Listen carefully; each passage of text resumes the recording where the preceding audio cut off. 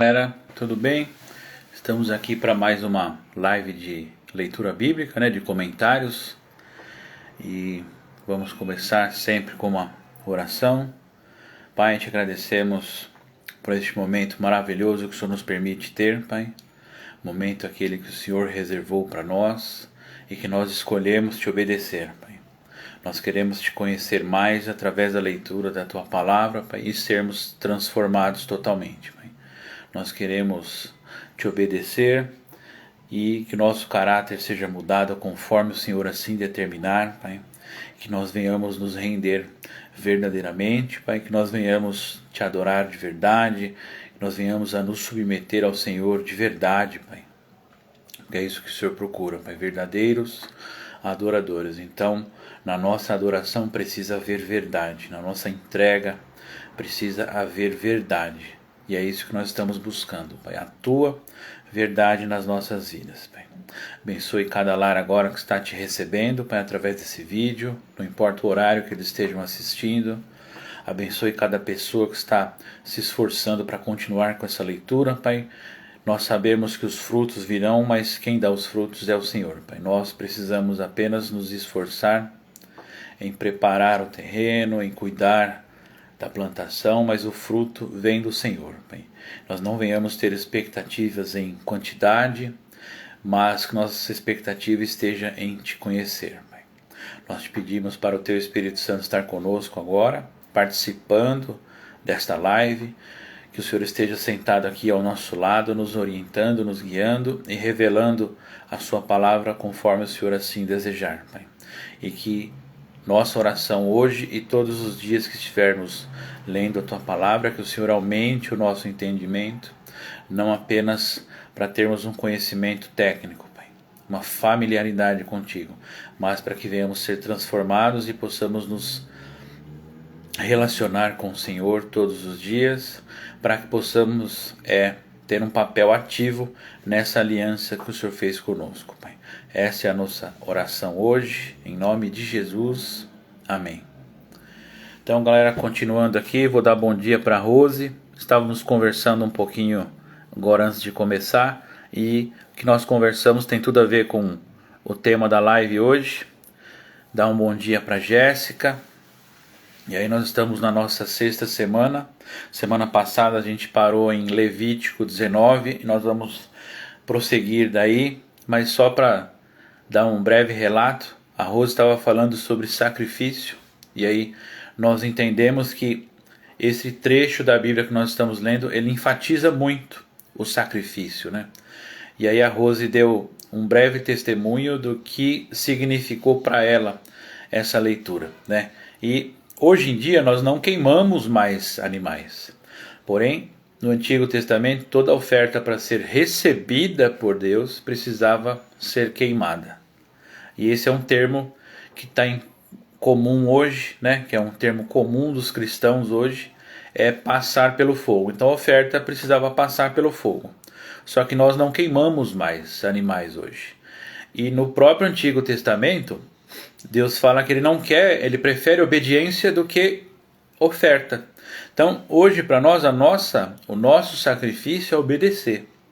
E a nossa obediência, ela também é passada pelo fogo, para que, não que apenas Deus nos aprove ou receba o nosso sacrifício, mas que para que nós sejamos moldados através dessa prova, desse teste que é Deus que faz na nossa vida. Muitas vezes a gente pode entender errado e achar que uma provação é algo negativo, ou que seja algo que o inimigo colocou nas nossas vidas.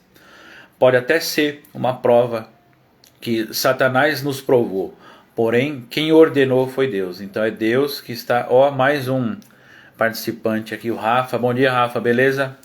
Então é Deus que está realmente permitindo que isso aconteça na nossa vida, para que através dessa provação de fogo o nosso caráter possa ser moldado, e assim o nosso sacrifício de obediência vai ser aceito. Então, bora lá para a continuação do comentário. A gente parou em Levítico 19 na semana passada, e aí segunda-feira a gente entrou em Levítico 20, É um tema crítico aqui.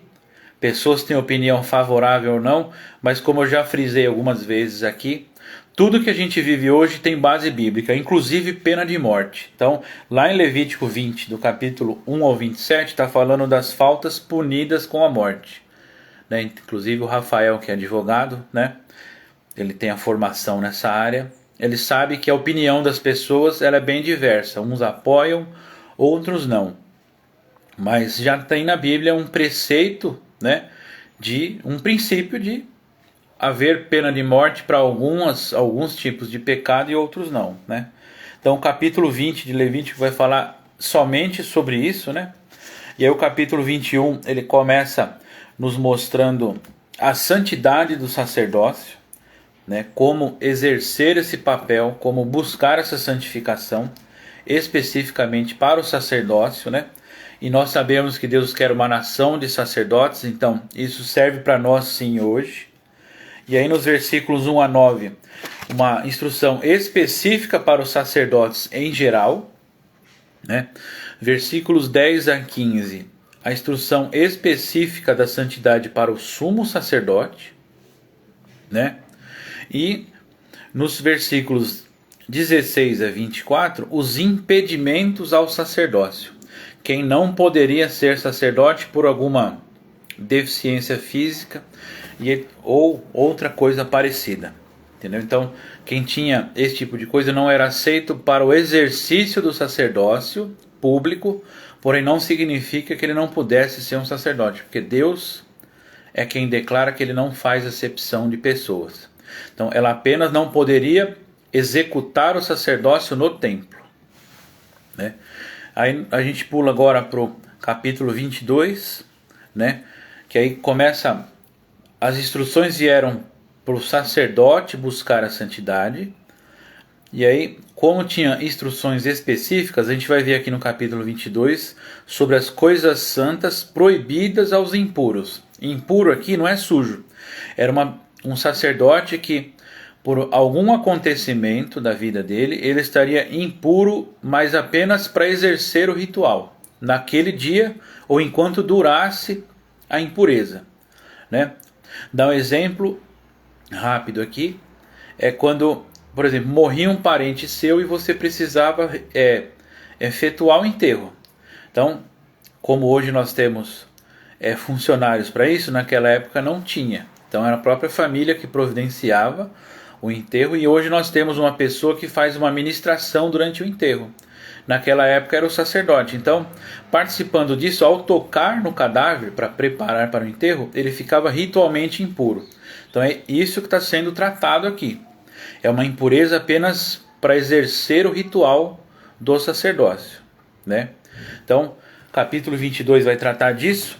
E aí nos versículos 1 a 9, as exigências para o sacerdote novamente, né?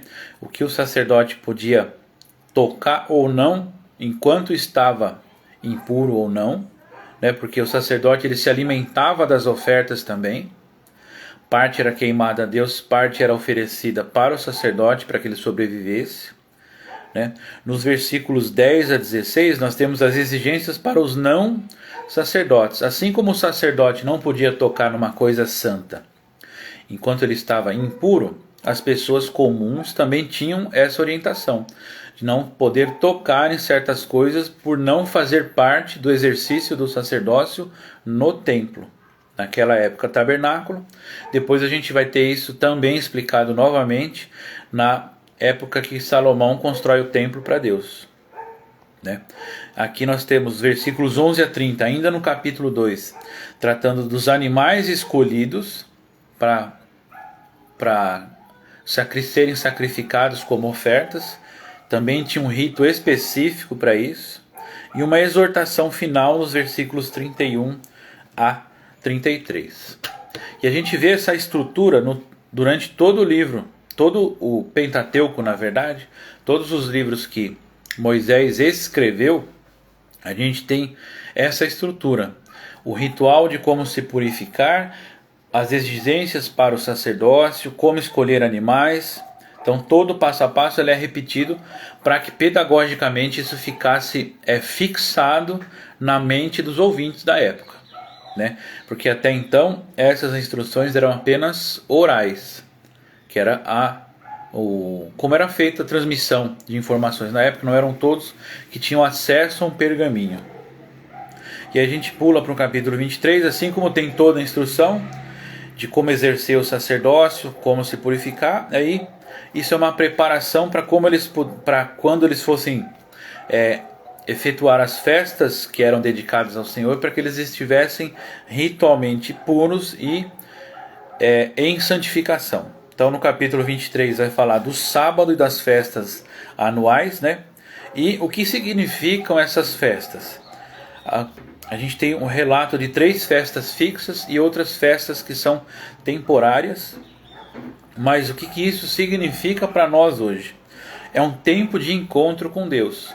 Então o que a gente deve fazer nessa festa? A gente não executa mais esse calendário judaico na nossa vida hoje, de ter uma data específica para começar uma festa da colheita e etc. Mas é um tempo de encontro com Deus. Isso a gente tem feito regularmente, né? E isso nada mais é do que celebrar a presença de Deus. Então, são coisas que devem ser feitas em comunidade e o objetivo é esse, é um tempo que você tira para ter esse encontro com Deus, né? E aí, no versículo 3 e 4 do capítulo 23, fala do sábado, e o sábado também é um tempo de encontro com Deus. Você separava um dia da sua vida para não efetuar trabalho nenhum, e esse dia seria dedicado a se encontrar com Deus. Então a gente pode exercer isso também na nossa vida hoje. Não precisa ser exatamente um sábado, mas você pode sim guardar esse descanso e se dedicar mais a Deus, né? Isso precisa ser uma rotina na nossa vida hoje. E aí tem a festa da Páscoa novamente, que ela vem dar o rito de todo passo a passo de como fazer a Páscoa, né? E a Páscoa celebra o quê? Ela celebra a libertação. Então esse é o foco da Páscoa, ter um encontro com Deus e celebrar a libertação. E aí, prosseguindo, a gente tem a primícia, né? Na minha tradução está escrito a festa do primeiro feixe, mas é as primícias, né? E aí, está lá nos versículos 9 a 14, no capítulo 23. E aí, o objetivo dessa festa é separar um tempo de encontro com Deus e ofertar a sua primeira colheita. Então, você oferta a sua primeira parte. E aí a gente tem nos versículos 15 a 22 o Pentecostes, que é uma festa onde nós fazemos o quê? Primeiramente, é um tempo de encontro com Deus e a gente celebra santificação e comunhão. Então, olha só como são importantes esses passos, mas como também é importante a gente entender o significado da festa. A gente pode não, como eu falei, bom dia Neidinha, tudo bem? Como eu falei, a gente não executa esse calendário litúrgico judaico hoje na nossa vida, mas a gente pode sim celebrar, a gente pode fazer um evento na nossa comunidade ou na nossa vida com a nossa família, a gente pode fazer sim uma festa dessa com esse significado. Nada nos impede de fazer, né? Aí temos lá nos capítulos 23 a 25, né? É o primeiro dia do sétimo mês do calendário judaico. É uma festa para, como já falei, vou repetir, um tempo de encontro com Deus e fazer uma aclamação do que Ele já fez na nossa vida. Nós temos nos versículos 26 a 32 o dia da expiação, né? Dia das expiações. Então, separava-se um tempo para encontrar com Deus, e nessa festa qual que era a instrução? Era jejum e expiação dos pecados. Então, nós podemos sim nos reunir para se encontrar com Deus e jejuar durante esse período, né? A nossa expiação pelo pecado já foi feita, nós não precisamos fazer mais a expiação, porém a gente pode sim confessar nossos pecados publicamente, orarmos uns pelos outros e celebrar Deus dessa forma, jejuando, mortificando a nossa carne e fazendo essa expiação na nossa vida. Então, nós não fazemos mais o rito de queimar animais para expiar pecados, mas nós podemos sim confessar e nos arrepender. E aí temos aqui nos capítulos 36 a 37 e 39 a 44, a gente tem a festa das tendas, que o povo se reunia para festejar. Então é uma reunião festiva, tiramos um tempo de encontro com Deus e celebramos entre nós, entendeu? E a gente tem a conclusão do capítulo. Só vou dar uma revisada rapidinho aqui na minha anotação. Capítulo 23 de Levítico. É isso mesmo. E aí tem a conclusão, né? Eu falei da festa das tendas, ela está separada em dois trechos, que é versículos 33 a 36, e depois tem um complemento lá no 39 ao 44. E a conclusão da instrução das festas, ela está nos versículos 37 e 38. E aí agora a gente passa para o capítulo 24. Fala dos rituais permanentes. Então tem essas festas fixas, as festas temporárias e os rituais permanentes que o sacerdote tinha que exercer, né? Versículos 1 a 4. O candelabro na presença de Deus. Ele deu a instrução de como fazer um candelabro para ficar permanentemente aceso. A gente vai ler mais para frente lá em Juízes e Reis que chegou um tempo que esse candelabro não estava mais aceso.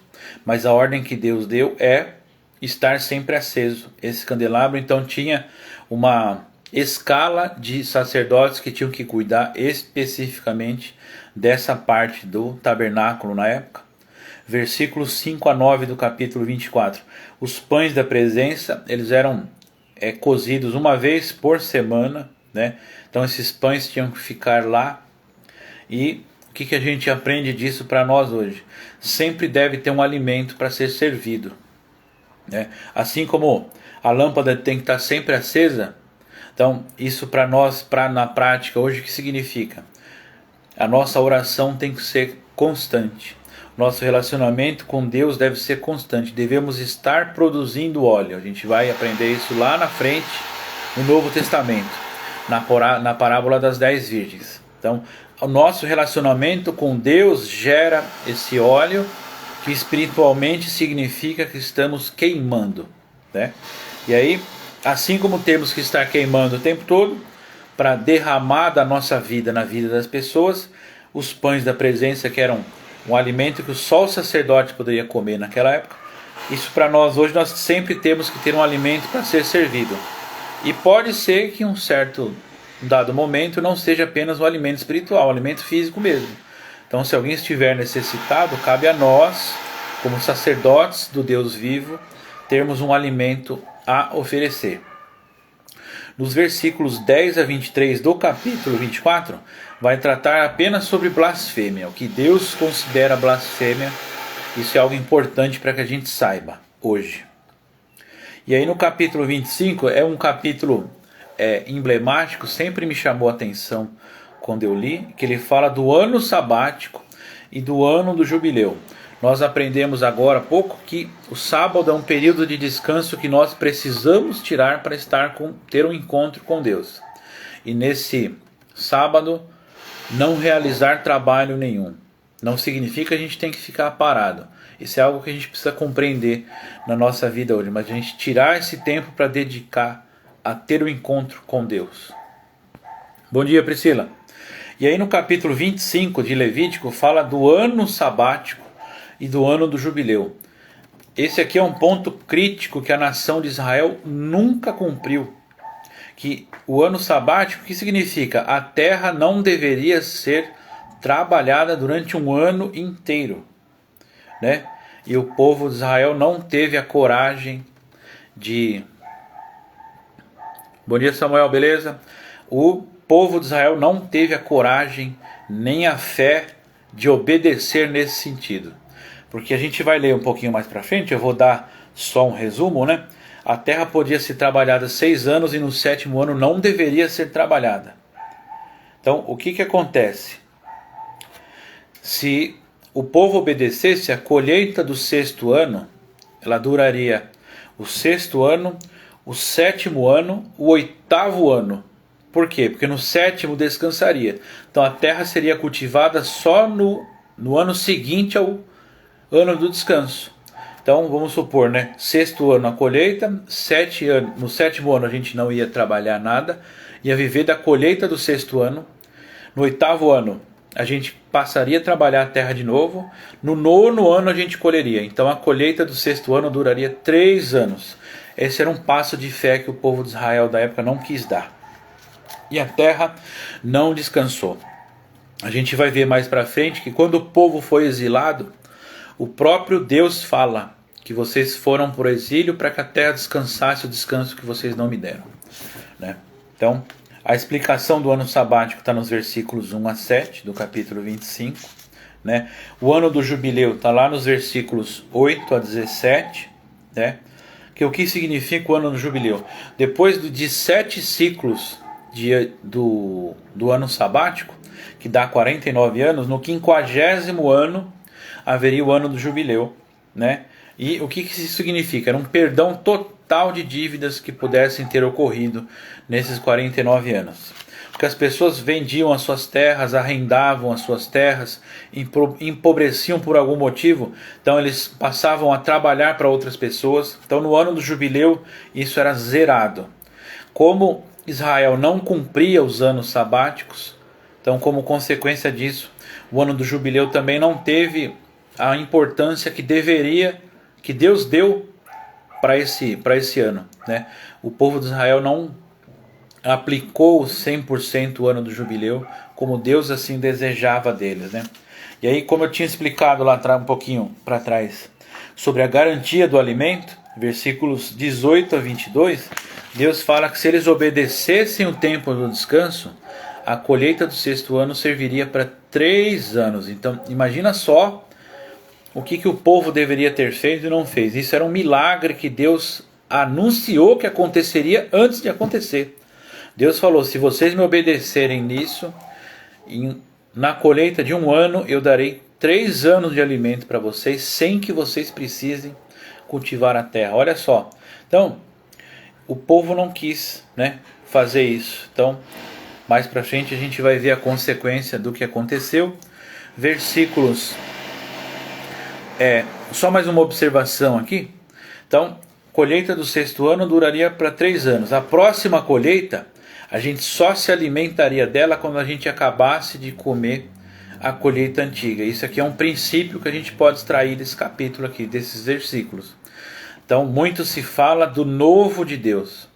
Para que a gente possa viver o novo de Deus na nossa vida, a gente tem que esgotar o antigo. Então, dá um exemplo prático aqui. Para que a gente viva a nova criatura que nasceu no batismo, a gente tem que eliminar a velha criatura.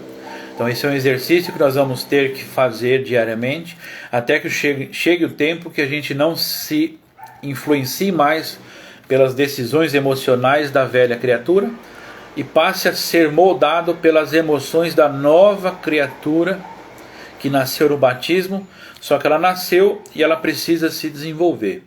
Isso pode levar pouco tempo ou muito tempo, mas vai levar um tempo. Eu estou nesse processo de desenvolvimento da nova criatura, né? Ontem Deus falou poderosamente comigo sobre esse assunto. Então, para que a gente se alimente do novo, a gente tem que terminar de comer o velho. Essa é a analogia do contexto aqui da colheita, né? E aí, continuando aqui, versículos 23 a 34, fala do resgate das propriedades no ano do jubileu, como que era feito. Se eu tinha uma propriedade, vendi e ela produzia 10 por ano, então até o ano do jubileu ela produziria 500. 50 vezes 10, isso, 500. Só que eu vendi ela no 25º ano da contagem. Então, o preço da minha propriedade seria 250. Se eu quiser resgatar antes do jubileu, eu tenho que pagar a diferença. Chegando no jubileu, zerava, eu não precisava pagar nada para reaver a minha terra. Isso servia tanto para propriedades quanto para pessoas, que a gente vê isso nos versículos 35 a 55. O meu trabalho meu salário é 10 por dia. Só que eu estou numa situação que eu preciso trabalhar para alguém para me sustentar. E aí, 10 por dia, 50 anos, o meu salário nesse período seria 500.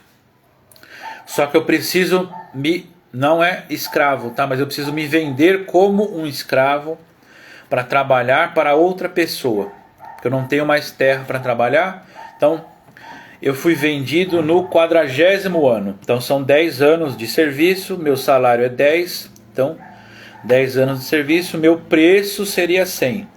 Se eu conseguir mudar minha situação financeira e me resgatar, no 45º ano, por exemplo, eu pago 50 para restituir a pessoa que me comprou. No ano do jubileu, zerado, não pago nada, sou livre novamente. Então, por isso que é legal estudar a Bíblia, né? E aí aqui a gente passa para o capítulo 26. A gente vai ler um pouquinho mais para frente em Deuteronômio, tem um capítulo famoso, que é Deuteronômio 28, fala de bênçãos e maldições. A gente também tem isso aqui em Levítico, no capítulo 26, né? Na parte das bênçãos, nós temos nos versículos 1 a 13, né? Chuva no tempo certo, isso é uma bênção. A terra vai dar os seus frutos. Bom dia, pastor Cauã, tudo bem? Estamos aqui em Levítico 26 agora, falando de bênçãos e maldições. Capítulos 1 a 13 trata das bênçãos. Então vou reler aqui. Chuva no tempo certo, a terra vai dar o seu fruto, é uma bênção. Vocês vão comer até ficar satisfeito, isso é uma bênção. E a gente não para estudar, né? Vocês habitarão em segurança. Ter segurança hoje é uma bênção de Deus. Não é apenas a polícia que nos dá segurança ou um bom governo que nos dá segurança. Isso é uma bênção divina e é independente de policiamento ou de governo. Guardem isso com vocês. Teremos paz. A paz é uma bênção. E todas as bênçãos requerem uma condição de comportamento sua para desfrutar, né? Olha só, as pessoas não tratam isso como bênção. Eu trato. Poderão dormir. Isso é uma bênção. Dormir é bênção. Vocês não terão medo. É bênção viver sem medo. Não é ignorância viver sem medo. Nós tememos o Senhor, mas nós não temos medo das situações. O temor vem, mas a gente coloca diante dele. E viver sem medo é uma bênção. Nós vemos diversas pessoas que têm problemas emocionais e comportamentais por causa de síndrome do pânico. É um medo excessivo, mas não ter medo é uma bênção. Então olha só o quão importante é a gente se dedicar, e a gente acha que isso não poderia estar descrito assim dessa maneira tão clara num livro pouco lido, que é Levítico. E são muitas as bênçãos, não serão atacados por feras. Aquele povo majoritariamente vivia na área rural. Então não serão atacados por feras, é uma bênção. Não terão guerras. O nosso país é aclamadamente abençoado pelo mundo todo, né? Essa bênção é reconhecida por nós não termos guerra. Então, é uma bênção não ter guerra. Derrotarão seus inimigos. Então, quando surge uma situação que nós temos um adversário diante do nós, a gente derrota esse inimigo. Isso é uma bênção que vem de Deus. Não é mérito nosso. Tem o nosso papel, sim, que a gente deve exercer, mas não é mérito nosso. Derrotar os inimigos é uma bênção. E não é só no campo de guerra, não. Temos adversidades na nossa vida. Temos situações que precisam ser vencidas. Você vencer isso é uma bênção de Deus. E aqui é a bênção maior. Deus estará com vocês. Isso é uma bênção. Ter Deus na nossa vida é uma bênção. E esse é o nosso papel. Nos comportar de maneira que o mundo veja que Deus enviou o seu Filho. Isso passará a ser uma bênção. Essa bênção aqui está embutida no que Deus falou para Abraão lá atrás. Você será uma grande nação e todas as nações da terra serão abençoadas por sua causa. Olha aí, Abraão viveu plenamente essa bênção? Sim. Ele viu ela se cumprindo completamente? Não. Mas através de nós, Deus estará com vocês, é uma bênção. E vocês se multiplicarão, é uma bênção também, né? As famílias que têm muitos filhos são notoriamente aclamadas como abençoadas. Esses são uma bênção, estão multiplicando. Mas a família que não tem filhos genéticos, como eu e a minha esposa, nós podemos ser bênção também e multiplicar, nós estamos multiplicando o reino. Pessoas estão sendo geradas na fé, estão nascendo para o reino. Isso também é multiplicação. A questão da família genética, ela tem o seu tempo, assim como também tem o tempo de gerar uma pessoa na fé. Paulo fala isso lá na frente, no Novo Testamento. Timóteo é meu filho, eu te gerei na fé. Então, o multiplicar para Deus envolve também filhos na fé. E olha só mais uma bênção aqui. Deus manterá a aliança. Então, Deus fez uma aliança irrevogável, Ele não quebra, mas Ele fala que vai te abençoar mantendo essa aliança. Olha só que coisa bonita. Mais uma bênção maravilhosa, que Deus caminhará com vocês e habitará no seu meio. Olha só, nós vivemos isso hoje? Vivemos, porém parcialmente. Que Deus vai habitar no nosso meio, é só na Nova Jerusalém que Ele voltará a habitar no nosso meio. Então olha só que capítulo maravilhoso, Levítico 26. Só que tem a consequência negativa, que aqui está relatada como maldições, está nos versículos 14 a 46, olha como Deus começa.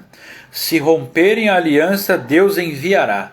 Então, pressuposto de bênçãos é cumprirmos o nosso papel na aliança, cumprirmos com a nossa parte da aliança.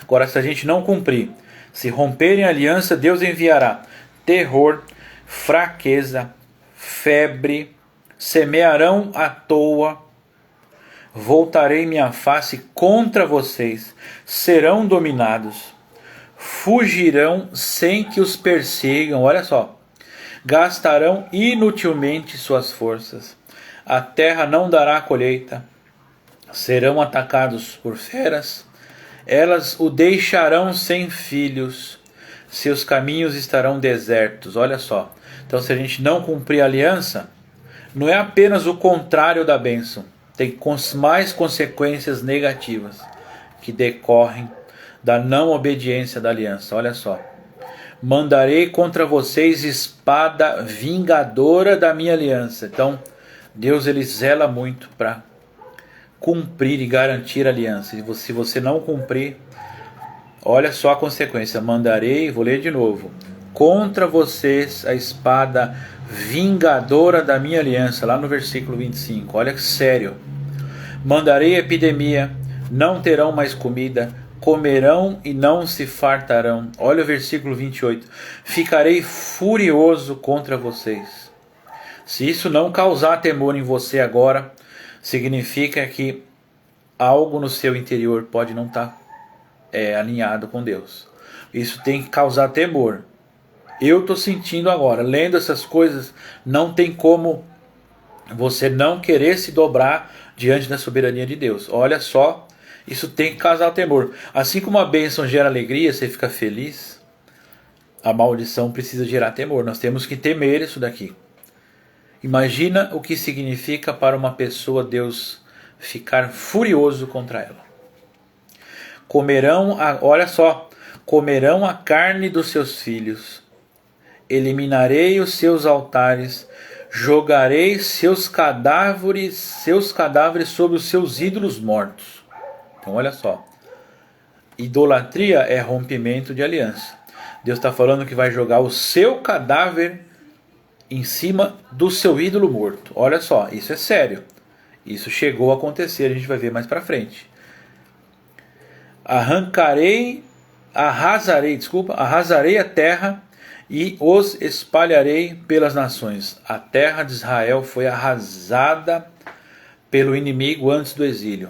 Literalmente arrasada. Não está escrito na Bíblia, nem os historiadores sabem com exatidão, mas quando o povo é levado exilado, a destruição de Jerusalém durou meses. Então aqueles inimigos ficaram meses destruindo as construções para que a terra ficasse arrasada. E os espalharei pelas nações. Isso comprova que o povo de Israel, historicamente, ele mais descumpriu a aliança do que cumpriu, porque hoje a nação de Israel, ela está assim, hoje ela tem território reconhecido como nação, existe um povo vivendo ali, porém ainda há pessoas espalhadas pelo mundo todo. Então isso denota que o povo de Israel em si mais descumpriu a aliança do que cumpriu. E a gente passa agora para o capítulo 27, né? A lista de tarifas, né, de preços, quando alguém ou algo é oferecido ao Senhor para servir, tinha que ser avaliado e pago um preço em caso de resgate. Então o que significa esse capítulo 27? É isso aqui. Se você vai oferecer algo para Deus, eu vou dar um animal meu, além das ofertas que já estavam listadas, eu quero oferecer algo para Deus. Eu tenho muitos bois, eu vou oferecer 10 bois. Quando você chegava lá, o sacerdote avaliava, fala, cada boi vale 10, você deu 10. Se você quiser resgatar, você vai ter que pagar o preço dos 10 bois e restituir mais 20%. A gente vai ver um pouquinho mais disso lá na frente também no Novo Testamento. Então, capítulo 27, versículos 1 a 8. O resgate de pessoas. Você poderia sim oferecer uma pessoa em serviço, né? Animais, versículos 9 a 13. No caso das pessoas, cobrava-se o preço também. Versículos 14 e 16. Casa, eu poderia oferecer a minha casa em serviço ao Senhor, por um período ou definitivamente. Os campos, versículo 17 a 25. Primogênitos, eu poderia oferecer um primogênito. A gente vê que Samuel foi oferecido para o serviço a Deus. Versículos 26 e 27. E para certas coisas não há resgate. Versículos 28 e 29. Versículos 30 a 34. Fala de dízimos, como separar e o que separar. Aqui é uma das explicações sobre dízimo que tem no Antigo Testamento, né? E aqui a gente encerra Levítico. A gente acha que vai ser difícil a leitura, mas não é. Se você estiver atento para extrair as coisas que estão ali camufladas, né? Como a gente viu no capítulo 26, é uma leitura maravilhosa. É uma leitura maravilhosa. A gente parte para Números, né? Aí o subtítulo de Números é os preparativos para a partida, né? E aí, antes de partir, o povo é contado. Então, capítulo 1, dos versículos 1 a 46, fala do recenseamento. Deus mandou contar os homens acima de 20 anos, mas os homens que estavam preparados para a guerra. E aí nós temos um número aqui, 603.550 soldados acima de 20 anos, né? E nos versículos 47 a 54, a gente tem a limitação de espaço e a função dos levitas. No capítulo 2, versículos 1 a 34, tem a ordem de marcha, como foram contados os soldados. As tribos, elas foram organizadas como se fosse uma divisão militar do exército. Então tinha uma ordem de marcha para cada tribo. Tribos específicas chefiariam um batalhão e esse batalhão tinha uma ordem de marcha, né? Capítulo 2, versículos 1 a 34 vai falar só disso. Capítulo 3, como os homens foram contados.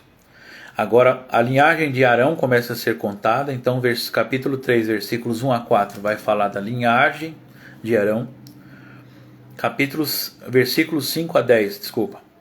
Os levitas devem obedecer a Arão. Então Arão era o chefe da tribo. Versículos 11 a 14. Os levitas foram dados a Deus no lugar de resgate dos primogênitos, como a gente viu logo atrás no capítulo 27 de Levítico, o preço de cada coisa. E Deus ele exigiu que todos os primogênitos fossem dados a ele. Ele declarou isso claramente lá no Êxodo. Então, para não oferecer o primogênito de cada um, Deus falou: eu aceito os levitas no lugar deles. Então, aí sim acontece o recenseamento dos levitas, que está lá versículo 15 a 39 do capítulo 3 de Números. Recenseamento dos levitas e as suas linhagens. Eles foram subdivididos em 3 clãs, né? Versículo 40, 51. O resgate dos primogênitos. Deus explica o porquê que ele aceitou os levitas no lugar dos primogênitos, né? No capítulo 4, a gente vai ter o recenseamento de cada clã de levita, né? Versículos 4 a 20. A família de Coate, são chamados de coatitas, eles tinham uma função específica no exercício do sacerdócio. Versículos 21 a 28. O clã de Gerson, são nomeados gersonitas, também tinham uma função específica no exercício do sacerdócio. E versículos 29 a 33, a família de Merari, são os Meraritas, também tinha uma função específica no exercício do sacerdócio. Parte carregava a Arca da Aliança e os itens do Santo dos Santos. Parte levavam as outras bacias, etc. E parte levava a estrutura do tabernáculo. Tudo isso serviço manual, né? Principalmente na tribo que, agora não vou lembrar especificamente, na tribo que carregava a Arca da Aliança, eles tinham que carregar no ombro. Os outros receberam animais e carros para carregar, por exemplo, a estrutura toda do tabernáculo. Eles não precisavam carregar na mão, eles carregavam no carro, né? E aí, versículos 34 a 49, a contagem específica numericamente de cada clã. Agora a gente parte para o capítulo 5, versículos 1 a 4, a gente vai ter a exclusão dos impuros, mas eles não eram excluídos do acampamento, tá? É a exclusão do exercício do sacerdócio. Versículos 5 a 10, as reparações que precisavam ser feitas em caso de alguma lesão física ou financeira. Versículos 11 a 31, esse aqui é uma coisa bem pragmática. O ritual do homem ciumento. O homem que sentisse ciúmes da sua esposa, ele tinha que executar esse ritual, e a esposa também. Então, quiserem mais informações, bora ler lá, né? Capítulo 6 é um capítulo que eu gosto muito. Eu tenho estudado um pouquinho mais esse assunto esse ano. Fala da lei do Nazireu, versículos 1 a 21. Tudo o que deveria ser feito para que você fizesse um voto de nazireado e cumprisse esse voto. Regras específicas, então, quiser mais detalhes, bora ler lá. Versículos 22 a 27. Só fechar a janela aqui, galera. Versículos 22 a 27. Vai ter a bênção sacerdotal, como que o sacerdote tinha que exercer isso daí. Pulamos para o capítulo 7 agora, versículos 1 a 11. A oferta dos príncipes na dedicação do altar. Então o que a gente tem aqui, galera? Cada chefe de família, ele quis fazer uma oferta extravagante para que ele suprisse o tabernáculo de utensílios. É bem legal ler isso, né? E aí nós temos aqui do versículo 12, tanto que a Rose falou lá no grupo, que é um capítulo enorme. Sim, ele tem 89 versículos. Do 12 ao 83 fala o nome de cada príncipe e o que ele ofereceu para suprir as necessidades do tabernáculo, né? Nos versículos 84 a 88 tem o cálculo total do que foi oferecido, né?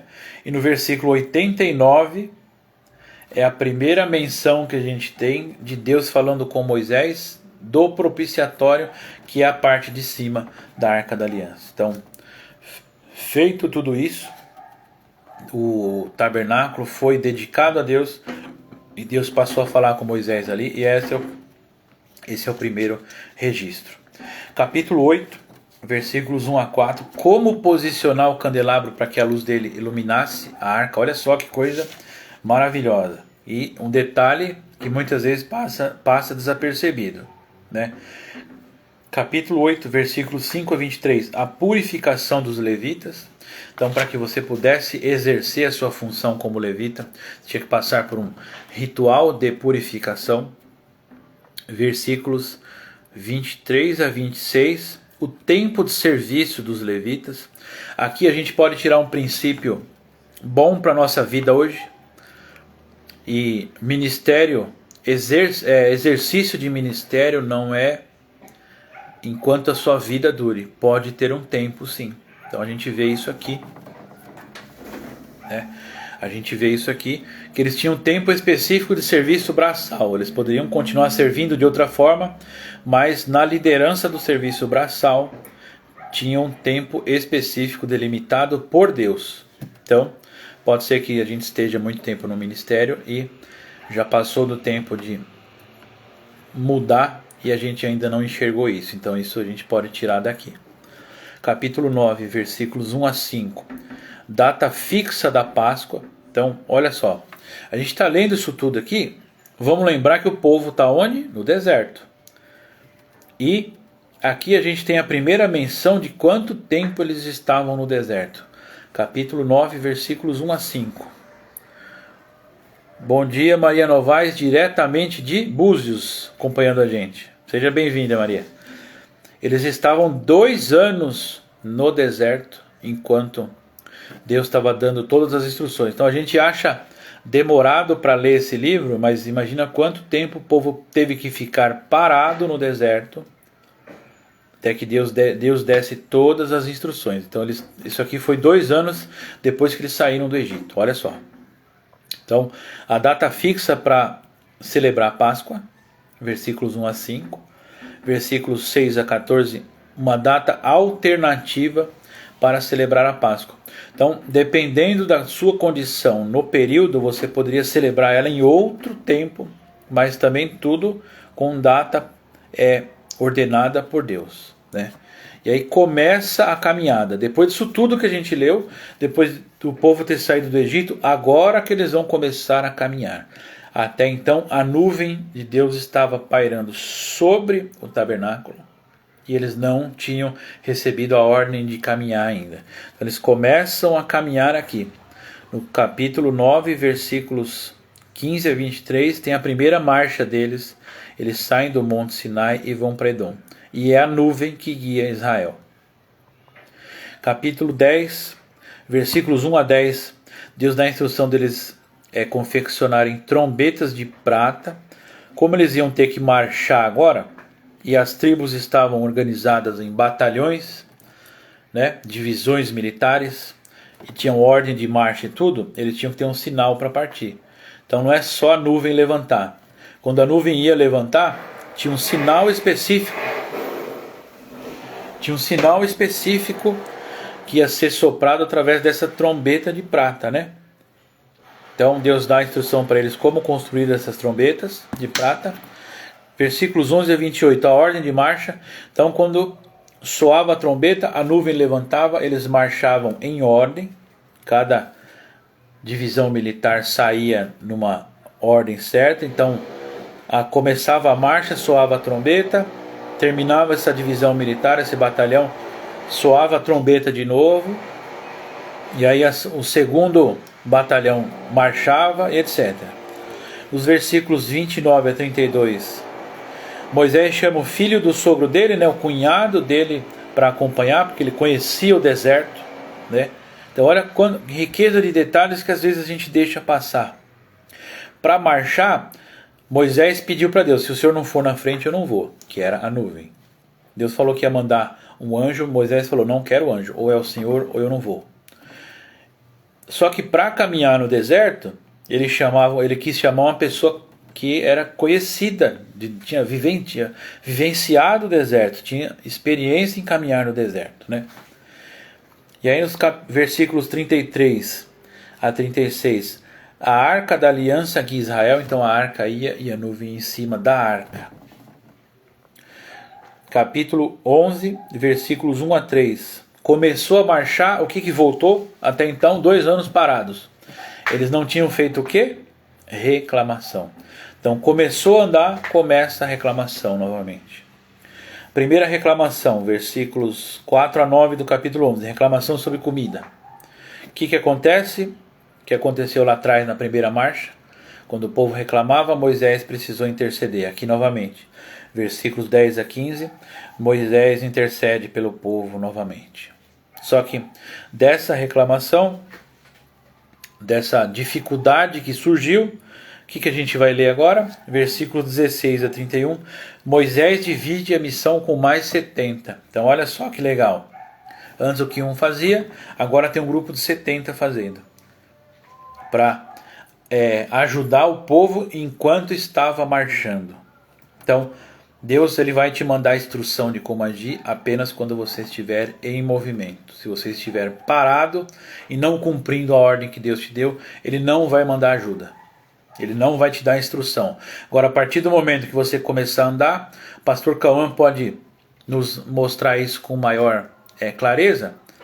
Como ele tem um chamado missionário, se ele ficar parado, Deus não ia dar instrução nem mandar ajuda nem suporte nenhum. Agora, em missão, ele não precisa se preocupar com nada, que Deus dá o sustento necessário estando em missão. Então, se você estiver parado na sua vida sacerdotal, Deus não vai te mandar nem ajuda, nem sustento. Agora, se você estiver em movimento, não se preocupe com nada, que nosso Deus é provedor. Versículos 32 a 35. O que aconteceu? Reclamaram lá no comecinho do capítulo sobre comida. Chega a carne que o povo tanto pediu. Eles clamaram por carne. Chegou carne. Quem quiser ler com detalhes lá, chegou numa medida maior do que eles conseguiam comer. E Deus não se agradou da atitude deles. Passamos agora para o capítulo 12, versículos 1 a 16. Olha aqui uma consequência ruim de uma reclamação de um grupo. O povo ali, a nação começou a reclamar. Moisés era o líder. Miriam e Arão, seus irmãos, o auxiliavam nessa liderança. O povo começou a reclamar, Miriam e Arão começaram a reclamar contra Moisés. Olha só, então, a reclamação de um grupo pode sim contaminar o líder, se o líder não estiver atento. Então isso é sério. O capítulo 12 inteiro fala isso. No capítulo 13, após solucionar esse problema da reclamação dos seus irmãos, o que Moisés é orientado a fazer? Versículos 1 a 24 do capítulo 13. Moisés envia espiões a Canaã. Então, aqui começa a história que a gente conhece bastante de quem? Josué. Até então, todo o tempo que Josué serviu Moisés era um serviço regional. Regional não, um serviço interno apenas, desculpa. E agora ele passa a exercer o serviço dele em outro lugar como líder já. Então ele deixa de ser apenas um servo e passa a liderar. Então os espiões são enviados a Canaã. Versículos 25 a 33, eles voltam com um relatório depois de 40 dias. E o que acontece? A história é famosa. Dos 12 espiões, 10 tiveram um relatório bom, 2 tiveram um relatório bom e 10 tiveram um relatório ruim. Como eu falei aqui, que a reclamação de um grupo contamina o líder, a reclamação de um líder contamina o grupo, porque esses 10 que tiveram um relatório ruim, o que acontece no capítulo 14, versículos 1 a 9, a ira de Deus e a revolta do povo, por causa do relatório ruim de 10 espiões, 10 líderes, o povo se inflamou contra Moisés e queria matá-lo. Moisés, Caleb e Josué quase foram apedrejados. Então a ira de Deus se inflama. O que Moisés faz de novo? Intercede pelo povo. Versículos 10 a 19, desculpa. No versículo 20 a 38, Deus ouve a intercessão de Moisés e falou: vou perdoar. Mas quem pecou contra mim vai sofrer as consequências. Então olha só. Reclamação de um povo contaminou o líder. Reclamação de um líder contaminou o povo. O povo inteiro foi castigado. Não foi só quem reclamou. Quem gerou essa inflamação dentro do povo. Versículos 20 a 38. Deus perdoa o povo, porém os castiga. E aqui, qual que é esse castigo que a gente está falando? Tempo de peregrinação no deserto. Deus falou: aqueles que reclamaram contra mim não verão a terra. Então olha só como é sério. O povo, além de ter reclamado... Bom dia, Wilson, beleza? O povo, além de ter reclamado, ignorou o que Deus falou. Versículos 39 a 45. Eles perceberam o seu erro, porque se Deus falou que eles conquistariam a terra, porque Deus já tinha dado como herança, então eles não tinham por que reclamar. Porém, reclamaram. Deus falou, vocês não vão ver a terra. Eles decidiram se unir e atacar o povo sem a direção de Deus, sem a ordem de Deus. O que aconteceu? Perderam. E eles não viram a terra. Deus, quando fala, Ele cumpre e a gente não consegue mudar isso. Olha só como é sério. E aqui a gente está quase finalizando o nosso dia hoje. Capítulo 15, versículos 1 a 16. Como eu falei lá atrás, todo o livro da lei, que é o grupo dos 5 livros que iniciam a Bíblia, ele tem muitas repetições para firmar o conhecimento no nosso coração, na nossa mente, para aumentar a nossa pedagogia. Então, olha só. Deus repete novamente, versículos 1 a 16 do capítulo 15, os sacrifícios e as suas respectivas oblações e libações. Para quê? Para que o povo que entrasse na terra soubesse. Então, Deus firmou esse conhecimento em quem? Calebe e Josué. Eles passaram a treinar uma nova geração. Moisés deixou a instrução para os sacerdotes. Porém, essas pessoas que Deus declarou que não veriam a terra, eles morreriam. Porém, já ia ter uma nova geração junto ali. Essa nova geração precisava saber o que eles tinham que fazer quando entrassem na terra. Versículos 17 a 21. As primícias do trigo. Versículos 22 a 31. Expiação dos pecados cometidos por engano. Então Deus está revisitando suas leis aqui. Versículos 32 a 36. A violação do sábado é punida com morte. Então Deus explicando mais uma vez. E para finalizar hoje, versículos 37 a 41, Deus dá uma ordem para construir uma borda na roupa, uma borda nas vestes, tanto na túnica quanto na manga. Para quê? Para que as pessoas, ao olhar para essa borda que era bonita, costurada com uma linha púrpura, lembrasse das leis de Deus. Então, Deus vai colocar coisas comuns diante da nossa visão para que a gente lembre das leis dele. Então, é assim que a gente encerra hoje. Então, mesmo um livro que às vezes pode parecer monótono, olha o quanto a gente pode extrair de conteúdo. Isso é com a Bíblia toda. Por isso é importante a leitura de Gênesis a Apocalipse. Toda leitura da Bíblia ela é proveitosa. Porém, lendo de Gênesis a Apocalipse, você vai ter um panorama completo da história que Deus quis escrever. Então, agradeço a você que ficou até aqui. Pode compartilhar esse conteúdo com quem você quiser. Eu vou colocar na descrição do vídeo depois o link do nosso grupo, endereço da nossa comunidade. Para quem não quiser conhecer um dia, nós estamos abertos para te receber. Se você conhece alguém que quer ler a Bíblia, tem dificuldade, esse grupo aqui, esse vídeo aqui é para ajudar. Eu não posso ler por vocês, porque eu não quero impedir que vocês ouçam diretamente de Deus o que Ele quer te revelar, mas a gente pode incentivar um ao outro. Pode mandar esse link para quem você quiser, o grupo é aberto. Temos um grupo de WhatsApp, temos esses vídeos aqui publicados semanalmente. No grupo do WhatsApp a gente manda a leitura diária de cada capítulo que a gente tem que estar fazendo.